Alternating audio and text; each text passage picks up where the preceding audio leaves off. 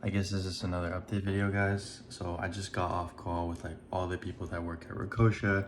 We got Alex in there, we got Chris in there, we got Devanshu. And all of them have been working super hard on making Recosia as best as possible. But you know, I'm always having these like fears of like, oh, what if it doesn't work out? What if Recosia doesn't blow up? What if Recosia doesn't get any investment? And like, those are like real fears, but like, I just feel like I have God on my side so much at this point that I feel like there's no way that I fail at this point. You know, there's no way that like this won't work out. And I know that as long as I continue self-improvement and I don't do any bad habits and I don't continue anything that I used to be doing, then I feel like this project was meant to succeed, you know. And even if it somehow doesn't, I don't see my life being any different than the way I run it now. Just this beautiful sense of like presence and all the benefits I've gotten and gratitude. And these are things that no matter what, no matter how down bad it would be, I would literally be homeless, no money, no nothing, failure, quote unquote, but I'll still be doing all the habits because that's the only way to live. But every story has to have some adversity. It wouldn't be a story if there wasn't a struggle. Hey guys, if you ever want a really good book to read, check out That Will Never Work by Mark Randolph. He's the original co-founder of Netflix, and this basically goes over like his whole story, how he built Netflix, like every experience that he's had, and like basically like the day-to-day progress on how it started. Like he literally goes from like just the idea of it all the way up to like when the company actually launched. So it's really insightful for me. It gives me a lot of lessons so far on like how to run Recosia and how to run any company that I'm starting.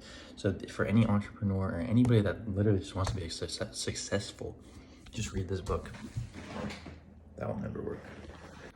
All right guys, so I just started learning Kotlin. It's a programming language. I just started to get into programming, man. I feel like it's a really good skill. You know, it's good for my own projects, my own personal things that I want to, you know, develop in the future, but also just to help my friends out when they build Recosia and when they build Barebones. Shout out Alex and Jamil, you know. So there we go. Just learning it right now. Dude, I'm telling you, this is literally better than taking a class. Look at this. YouTube video, everything I need to know about Kotlin programming for a complete beginner just like me. First programming language, just getting into it. I'm gonna start with typing out hello world, and like I'm actually so hyped to like actually learn how to code, man, because it's just such a beautiful skill. And yeah, I just wanted to update y'all what I'm doing. Bro, I probably just got off call of like the worst sales call I think I've ever done in my life.